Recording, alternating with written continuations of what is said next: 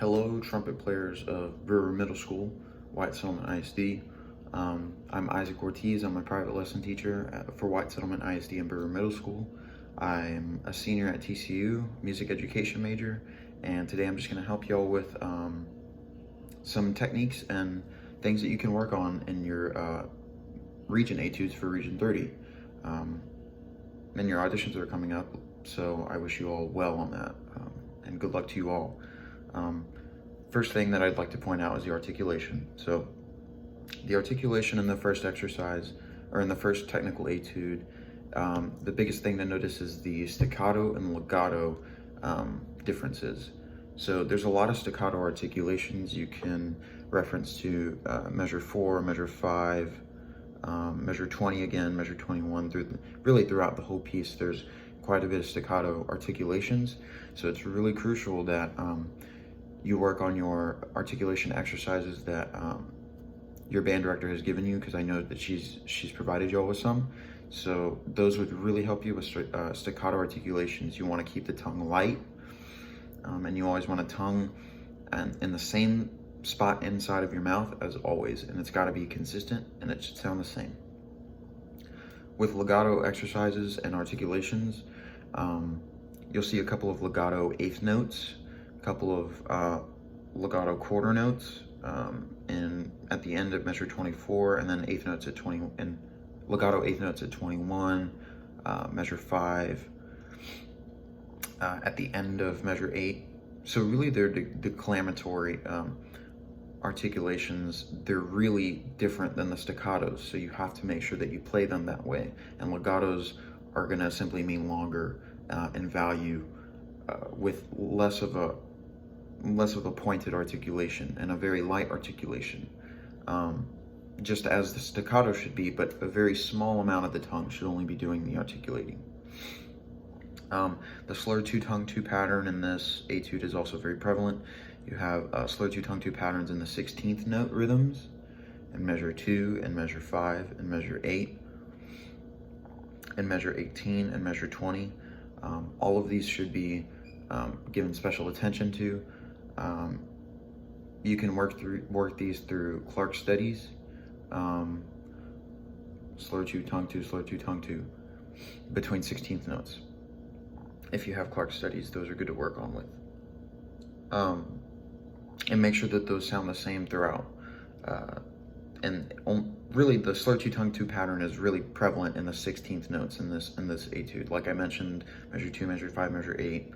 Every time you have 16th notes, look for the slur 2-tongue-2 pattern.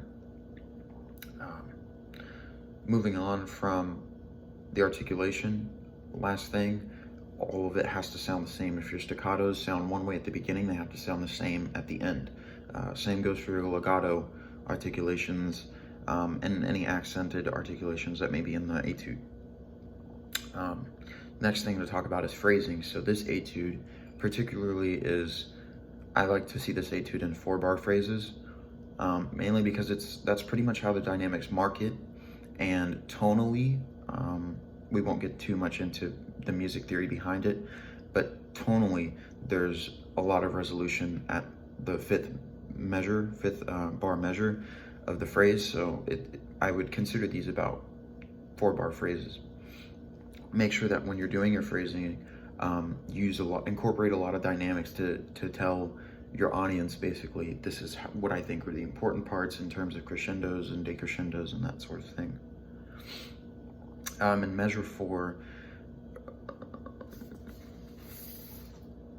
yes, in measure 4, there's a slight retardando that I do in the recording that you'll hear, very, very slight, but I think you could make a case that it could fit there, being that it's the end of the first phrase and the audience is already expecting a resolution to G from the F sharp that's in measure 4 on the last 8th note in measure 4. Again, consult your teacher for that, but I thought it would be appropriate to insert one there. And also it's good for music making purposes. You always want to make music first and foremost in all of what you're playing. Dynamics play a huge part in phrasing. Exaggerate the dynamics, because if you don't exaggerate them, they may not be caught by your listener. Or if you don't start at a small or a soft enough dynamic and you don't grow to a big enough dynamic, it may not have caught attention like it needs to. So do exaggerate dynamics with that. Lastly, with this etude, the rhythm is very important. This is a technical etude. It's not the fastest, it's not the most complex yet that you'll see. However, it's very important to make sure that you are comfortable with 8th note and 16th note combinations. For instance, we have, in the first measure, we have the 8th and 16th note combination there with 2 16th notes. Those 2 16th notes are slurred. In just about every combination of the 8th and 16th note rhythm, they're slurred. So do make sure that you have that rhythm down. 1, teta, 2, teta, 3, teta, 4, teta. Same goes for the inverse.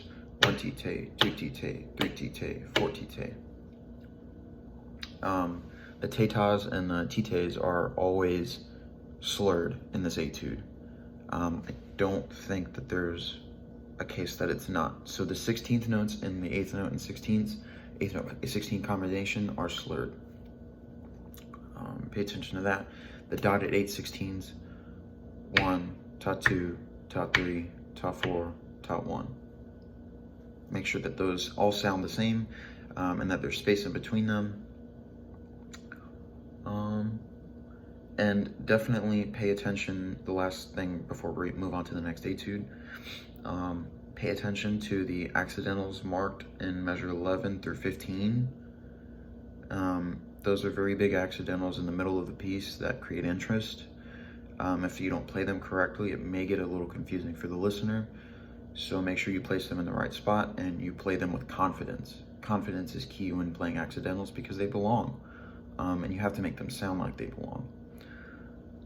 Overall, make sure you are always making music with this etude. Practice it slow first, break it into sections, and perfect slow practice makes a really good sound. So keep that in mind when practicing. On to the next one.